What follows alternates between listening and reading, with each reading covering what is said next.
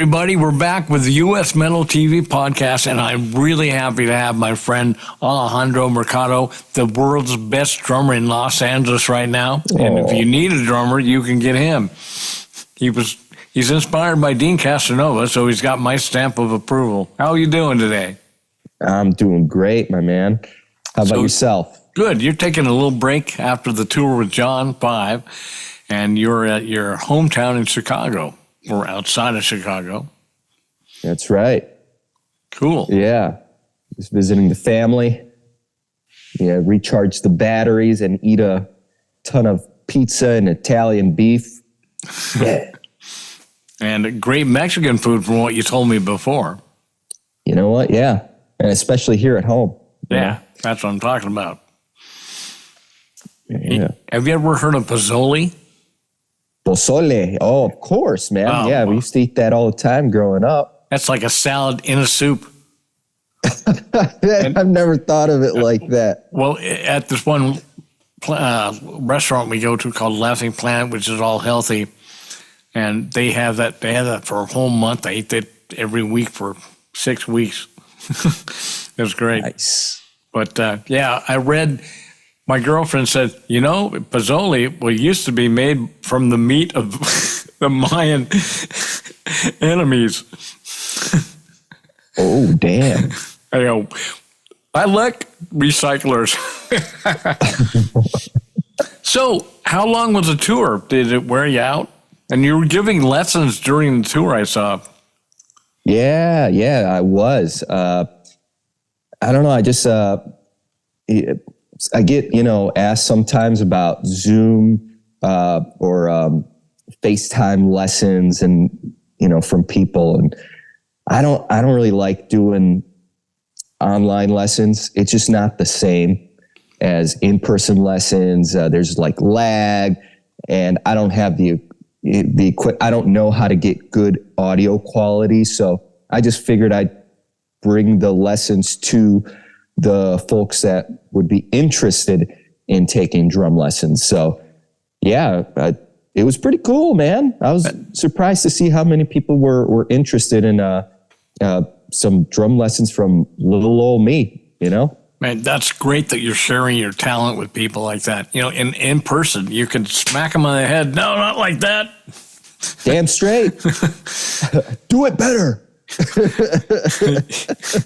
Yeah, or you can't do it at all like Ginger Baker. Oh, man. Oh, man. I saw that in Let There Be Drums with Ginger Baker's son. He said, I could never do it right with him. And I've seen that. Yeah, that was a great movie. I like drummers. I've been playing drums since I was 5. And so I have a certain spot right in my heart for drummers. Yeah, and for the good stuff, you were telling me what your playlist is for practicing. That's the good stuff. Yeah, and when I want to really throw myself for a loop, I listen to Snarky Puppy. Oh man, that's crazy stuff. There was a public safety guy at the college I worked at, and he wrote for all these jazz magazines, and he'd tell me about all these bands, and he told me about Snarky Puppy. And he told me, that Matt, that drummer, he never rehearsed when they recorded This Is It, I think that's the name of the album. He just came in and did it. Really? And it was I thought, how in the hell did he do that? It's pretty amazing. But yeah, there's some people, there's some drummers like that they're just naturals. You put them in the studio or wherever, do a drum solo, and right off the cuff, it's gold. I wish. I know a guy like that. And when Dean would come in and he'd play something, that's it, man. And then he'd never forget it. He'd play it just like that. He might add a few things, but he always knew, right? He's it was like almost a tape machine. Yeah. And it's crazy, back listening to the old Shrapnel stuff and Wild Dogs, it's the parts he would come up with. There were no punch-ins back then. Those were solid drum takes of just gold. perfection. It's just gnarly to me. And I feel like people listen to, drum tracks like that, or they'll give a listen to Tony McAlpine's records, and they'll think, oh, that's cool. But if you could really remember that back then, there was no punch-ins. That was perfection in one take. I think people they forget about that. It's really something to appreciate. There were punch-ins for the vocals and lead guitar, but for the basics, at least with Wild Dogs, we did everything as a band. Mm-hmm. And we didn't do it by click track or piece by piece.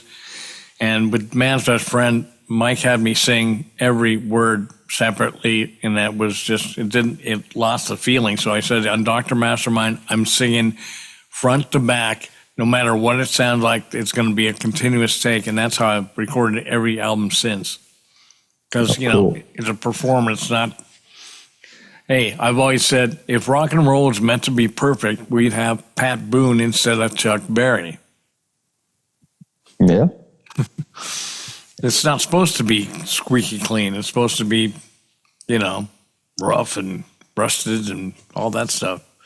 Yeah, have some personality in the music. Not so much nowadays, man.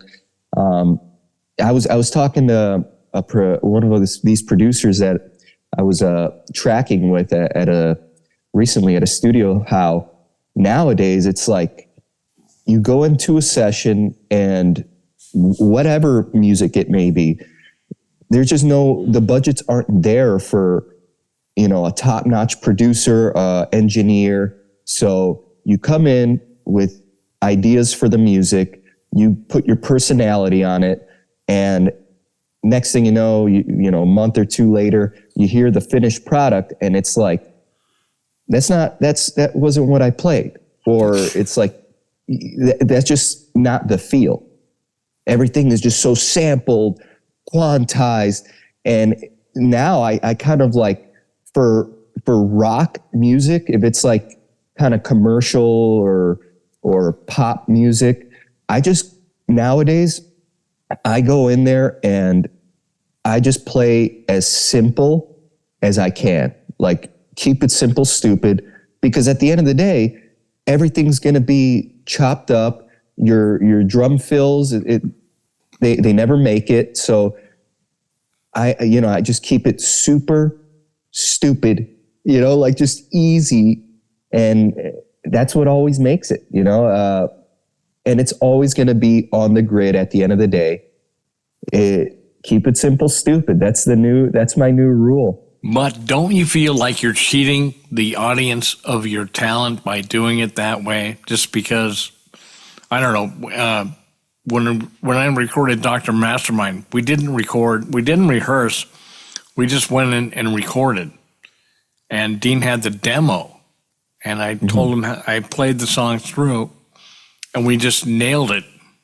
I had to redo all the parts back, and when we took the tracks down to California, I should have done the whole thing at Prairie Sun Studio, but we did the drums here. I'm thinking it would be easier, but it wasn't.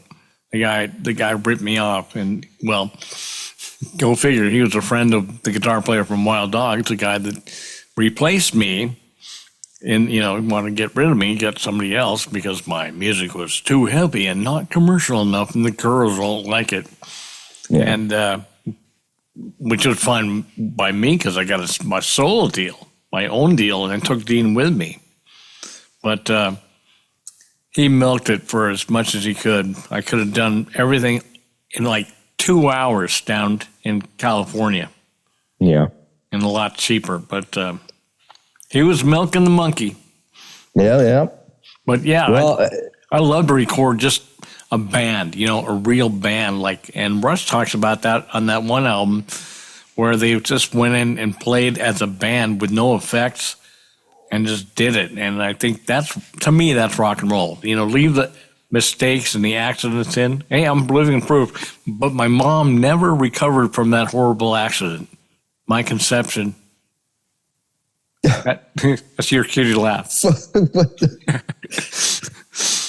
She hates that joke, but it goes over pretty well as a cub.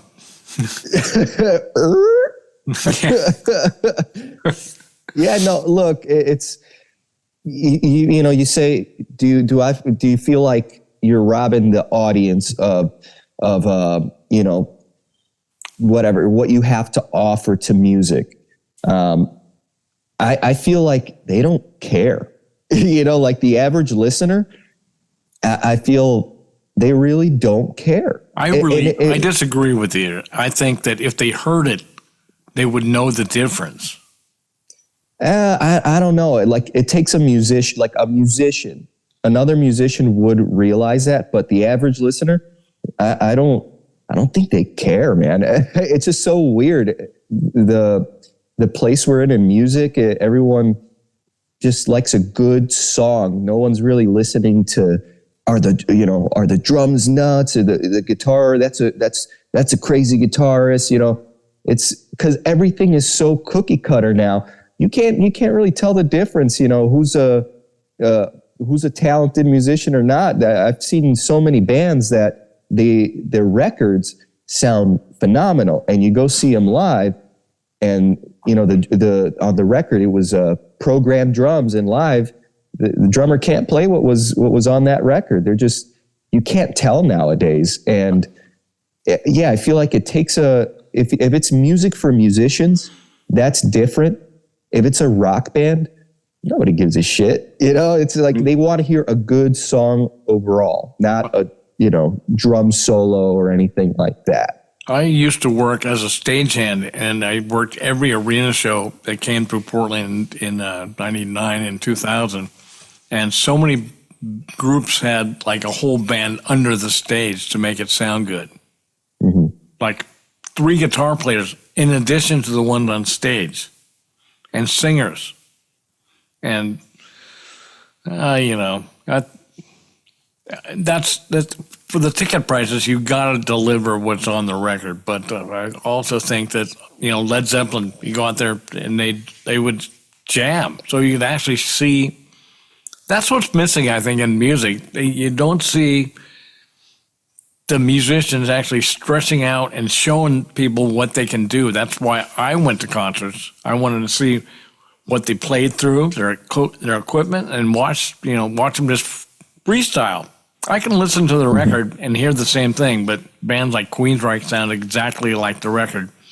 One time they played in Portland and it was so quiet. A guy came up to me and said, "We were talking, just not yelling," during the concert.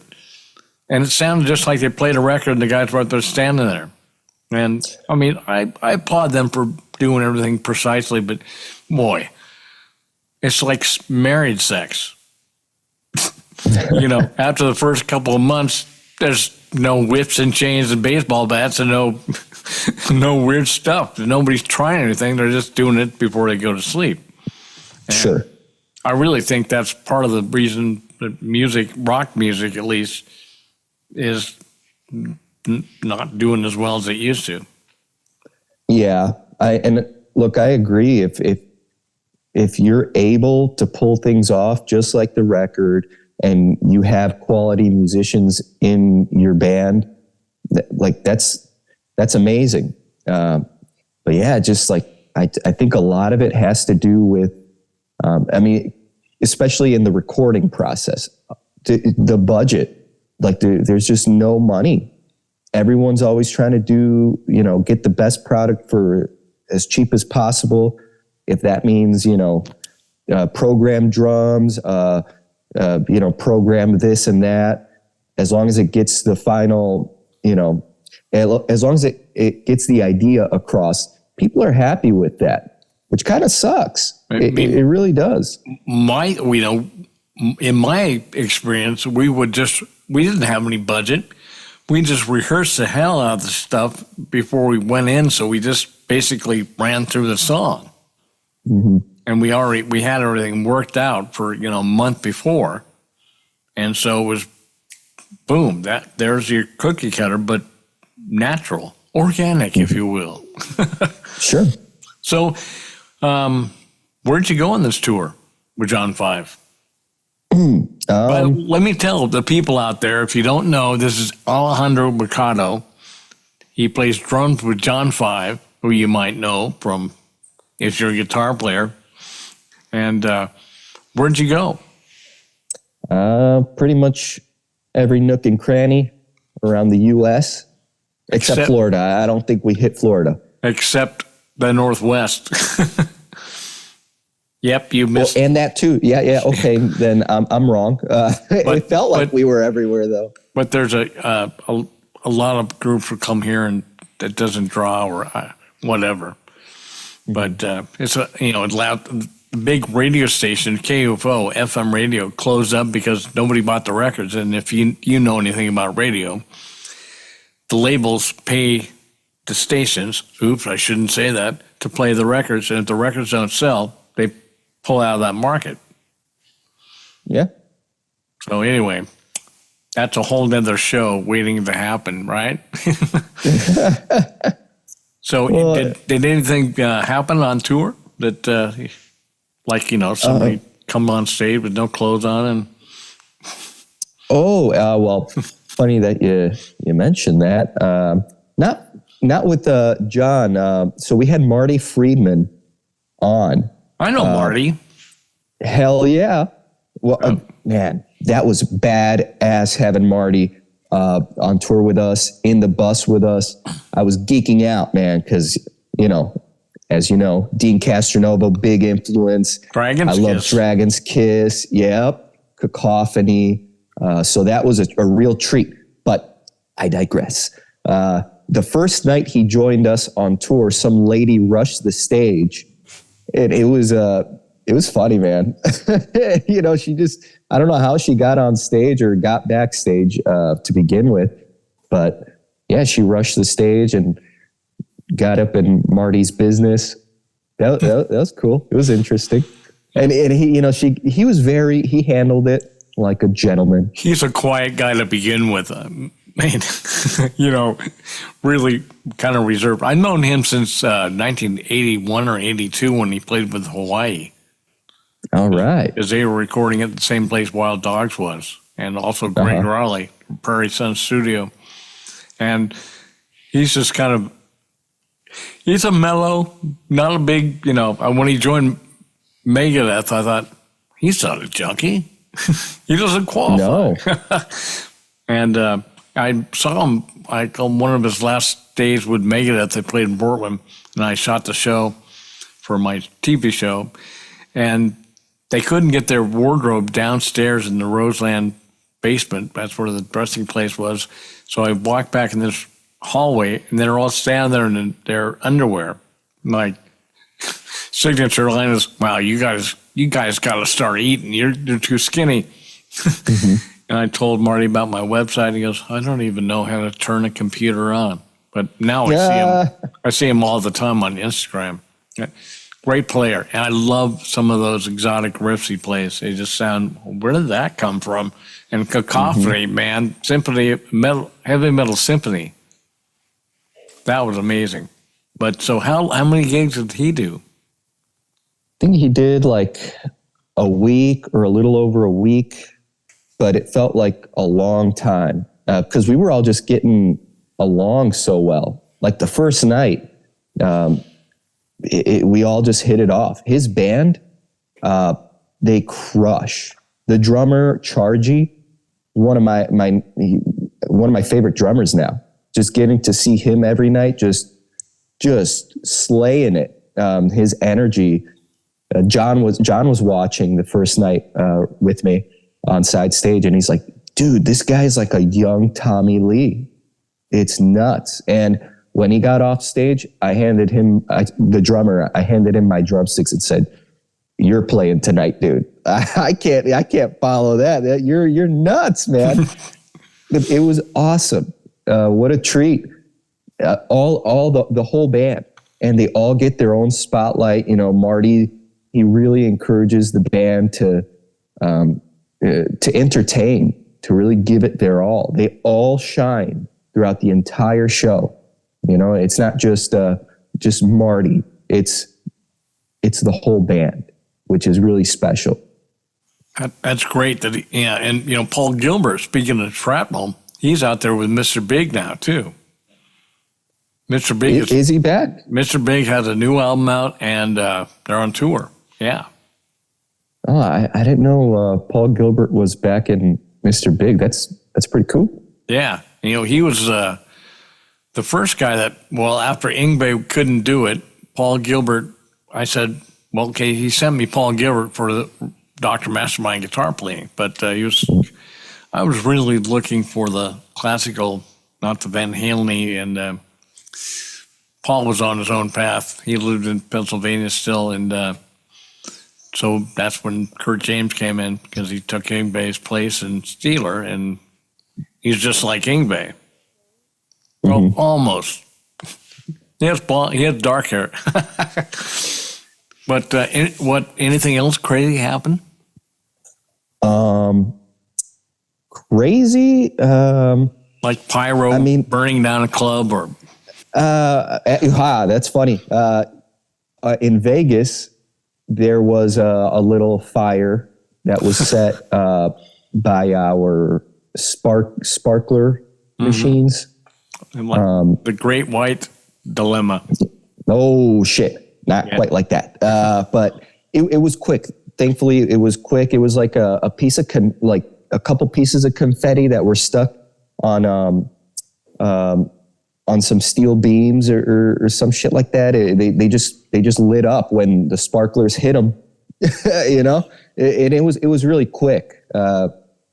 But you could there's some video out there. You could see it at some point in the show. You just see this fire around the ceiling, and ooh, shit, they took care of it real quick though. There was some eventful stuff that happened. Some not PG-13, so I won't say. I did bust my knee pretty bad. That was pretty gnarly. My ACL. So. Ouch. Yeah, man, you got to take care of those knees. Yeah, it's still not healed up properly, so I got to go get that checked. Yeah. But other than that, just solid shows. A lot of fun was had. Yeah, not too much rock and roll stuff. We're pretty tame. John's a very mellow guy. He just loves to play his guitar, and he sleeps, rinse, repeat. No banging girls over the ambles. Yeah, no, not like quite. Motley Crue. Not quite. I mean, it's a guitar show, so there's not many chicks to begin with. A bunch of guitar dudes. So, not quite. Marty still has his poodle do. Marty Friedman. Yeah, almost everybody on Shrapnel Records had a perm. All had the same.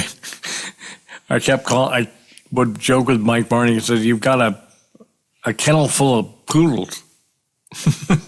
Yeah, he's got some luscious locks. I think I recall him saying he's not a fan of his curliness. He wishes he had straight hair, but everybody that has curly hair says, "I wish my hair was straight." And yeah, likewise, man. like my hair it curls up so easily. That's why I just never put product in it or anything, because it just, especially with moisture out, like if it's humid, it just curls up like crazy, and it just becomes this fro. I hate dealing with it. Yeah, I've got the same problem. No, my hair left me. My hair got sick of me and left at about age 23. And said, "I'm out of here. You're gonna." The side said, "We're staying in case you come back." In case you come back. If you want to be a clown, you've got the right hairdo. All right. So, is there any new products you're using or promoting? Like last time you told me about the drum heads that you could plug into a drum brain. Yeah. Are they like a practice pad that you can electrify?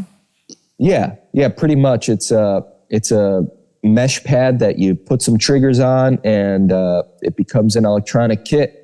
And that company actually just came out with this cool new drum pad. And it's a double-sided drum pad. I made a video for them. It's a workout practice pad on one side. On the other side, it's more of a traditional drum pad. And what else, man? What's that company called? Artom. The same company that makes those moon gels, you know, the blue strips to dampen your drums a little bit. Yeah. That pad thing sounds cool. But, okay, I interrupted. I just want to make sure people know. What's the name of it? RTAB? Artom. Like a tom. Oh, like the letter R and Tom? Yes. Okay. Thank you. Yeah. Gotta plug those products, you know. That's right. I don't know. What else? Lowboy beaters. This recent tour, I got a slick pair of Lowboy beaters. They're these wood bass drum beaters. And I had them custom made with like John Five's logo on them. They're nice and they're red, so they pop. Those are cool. Who are they made by? Lowboy. Lowboy? Lowboy bass drum beaters, yeah. I don't know. That's about it. As far as new stuff, you know, I keep it pretty consistent. I don't really use much new stuff. I don't know. I use different drum heads on my kit. You know, usually I use the coated drum heads. And you're using a smaller kit on this tour. Mm-hmm. Yeah. Yeah, this kit was a 5-piece snare, rack tom, 2 floor toms, and a bass drum. 5-piece. Yeah. Good thing you don't have any more fingers. That's right, man. Where's the extra drum? Yeah. Way less amount of drums, but I don't know. I was able to get creative on that size kit to make that John's music happen, because I think it was because I had a small kit just set up at John's place just for jamming, and I just kept it that way. We started having rehearsals for the tour, and I would just play on that 5-piece kit, and I just got comfortable with it, and I was like, man, this is fun, and I get to play the music a little more simpler, you know, less craziness, more meat and potatoes. So it worked out. Hey, Nate Smith on Fearless Flyers. That's right. Snare drum, got kick drum, hi-hat, I think floor tom. Oh, man, he's great. I noticed the guy from Stone Temple Pilots didn't have a rack tom either. No, he uses rototoms. I didn't see those either on the videos I've seen. It just had nothing. Those I don't like rototoms. I saw Bill Buford with UK a long time ago, and yeah, that's badass. Yeah, John Wetton and Alan Holdsworth, and that was like a $2 concert. They used to have these concerts called Catch a Rising Star. I saw Meatloaf, I think that same year or right around then. $2. It started out as 92 cents because it was put on. They were put on by a radio station, KGON 92 FM, and so it's really. I saw Pat Travers with Mars Cowling and Nico Big Brain. You know, Iron Maiden's drummer. Yeah, man, that's some legendary stuff, man. I started going to concerts. For real. I remember the night I went to get gas for this 59 Rambler that I was driving. And this jerk that went to high school with me, that, you know, macho guys that drive a pickup truck, wasn't coming out to give me gas, and I was late. So I pumped my own gas and came in and gave him the money. And he got all mad because he was, you know, you're not supposed to pump your own gas. It's like, you're supposed to be pumping it for me. But I went to the show. It was 1978 on the London, what's that called? Putting It Straight album. That was the album they were touring on. But I think Mars Cowling was playing the bass for Fastway when I interviewed them with Cherry Shirley, who is also one of my favorite drummers from Humble Pie, and Fast Eddie from Motorhead. Yeah, I saw some great lineups. Yeah. Like I said, Mahavishnu with Billy Cobham. Yeah, man. That's rare stuff. And Jeff Beck with Bernard Purdy. Shit.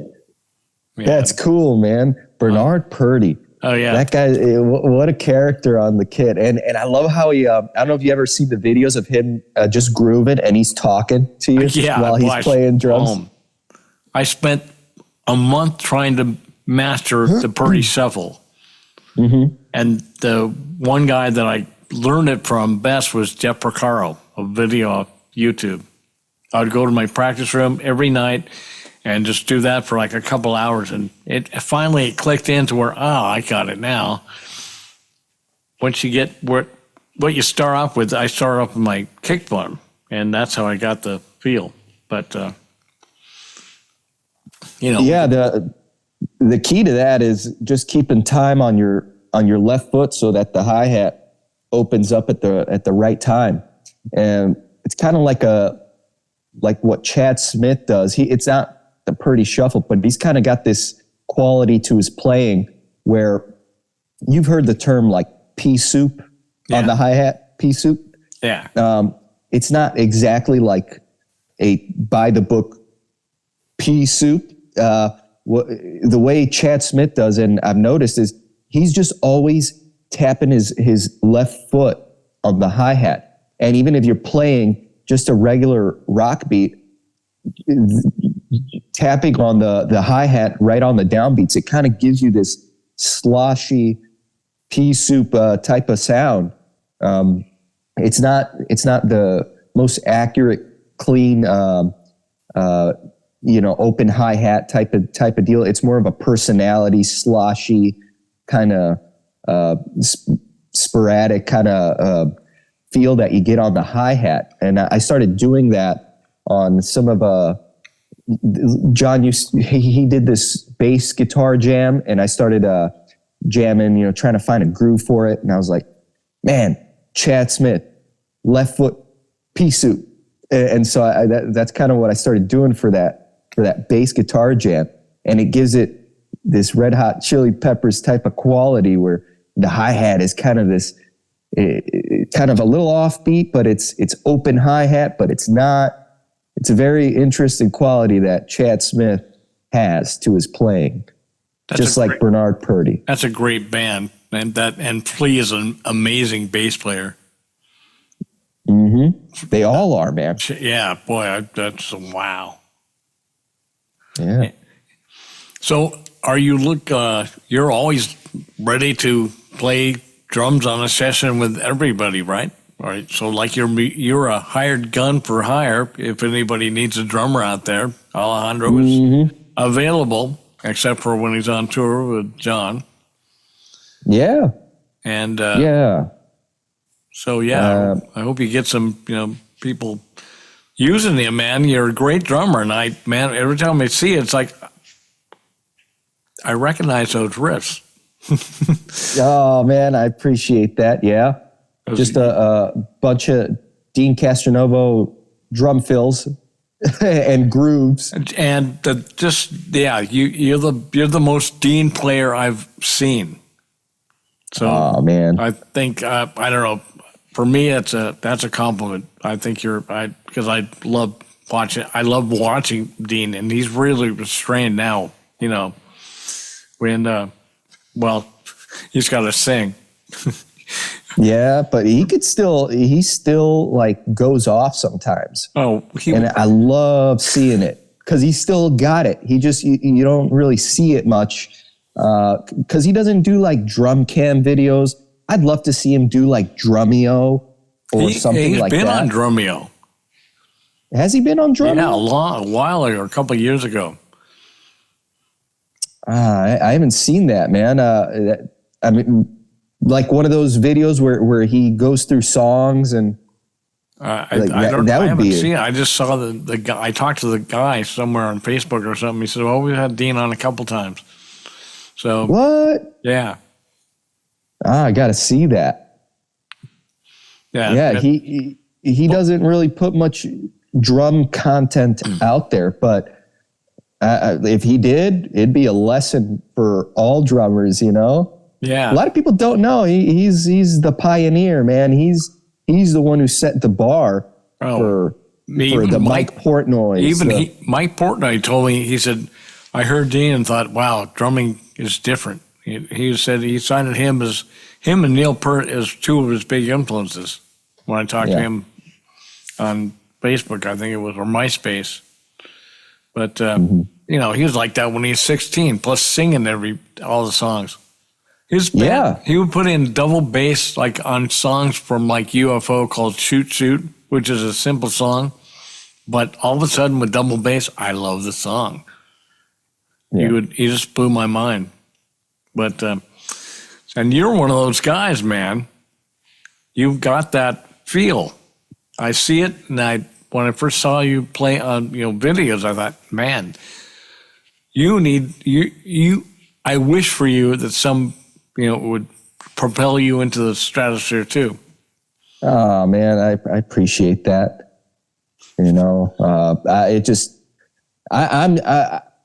I just keep it, like I said, keeping it simple, stupid. I really don't try to do anything too crazy. It's kind of intimidating now.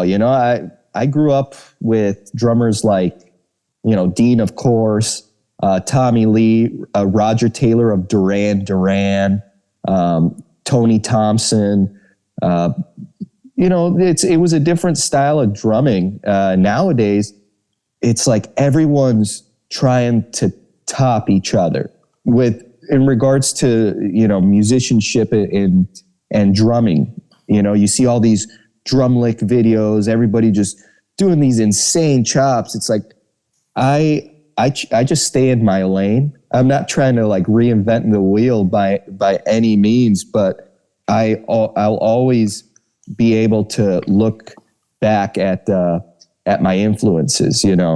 The records I listened to growing up. That's where I got all my drum licks and my grooves. But yeah, it's so intimidating by these new drummers out there. Have you ever looked at gospel chops?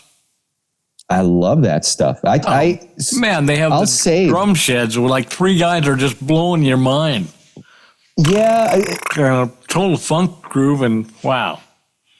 I like watching those, but a lot of times when you have like you said, those videos where it's like a couple drummers, you can't really hear what one drummer's doing when they're going off, because everyone's keeping a beat, and while they're keeping a beat, everyone's still kind of playing shit over. Well, the ones I see, one guy plays at a time, and when he stops, the next guy picks up. It's like, whoa.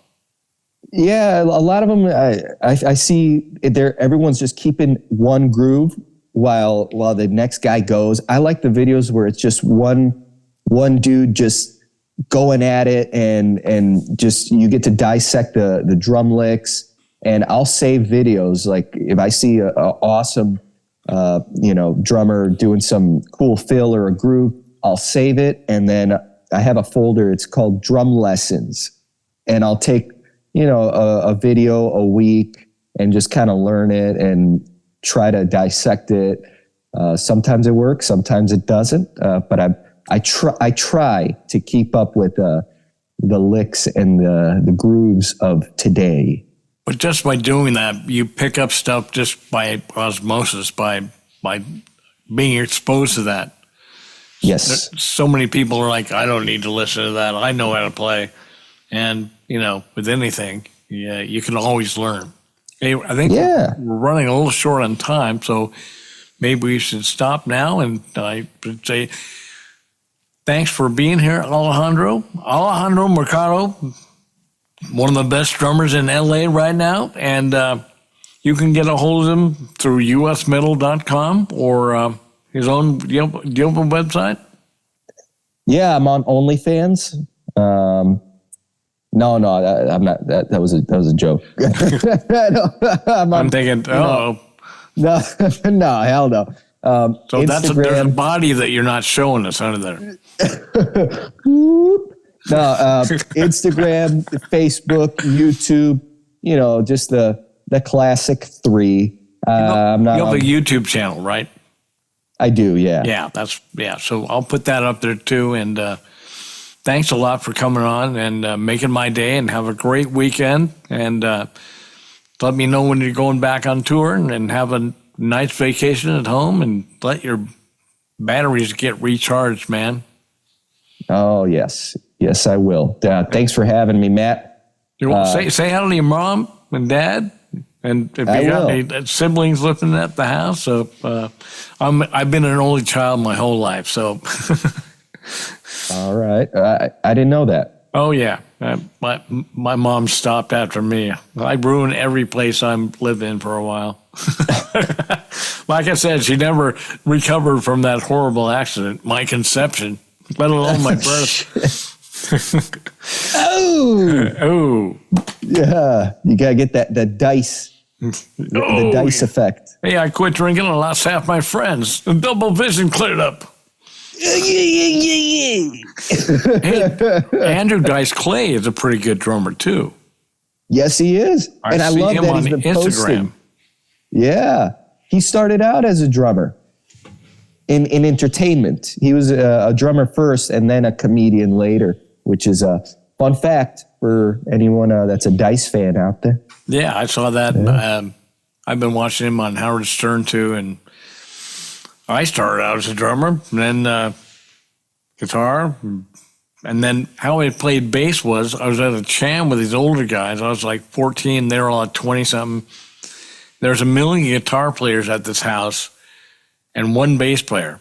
And the bass player said, "Hey, can you play bass?" I go, "Sure." And so he handed me his Rickenbacker, and I didn't know what to do. I just knew the keys, so I just kind of started, and I played the rest of the night. And he said, "If you want to do this next week, I'll leave my stuff here, and you can just come and play next week." So I did, and I thought, I'm going to do this because I don't want to sit out all night long. But I'm going to get going. Alejandro Mercado, drummer for John 5 and fabulous drummer, just back off the road with John 5, and Marty Friedman joined them for a week. So yes. That sounds awesome, and I'm glad they had a good time, and get recharged, and we'll do this again. Thank you very much. This is for US Metal TV Podcast. So woo! It'll go up tonight. I'll see you later. Thank you. All right, man. Take care. Thank you very much. And you're a great guy. I'm glad you're my friend. Oh, man. Likewise, man. And thank you. Yeah, my pleasure. Oh, there you are. All right, brother. Bye. I'll see you later.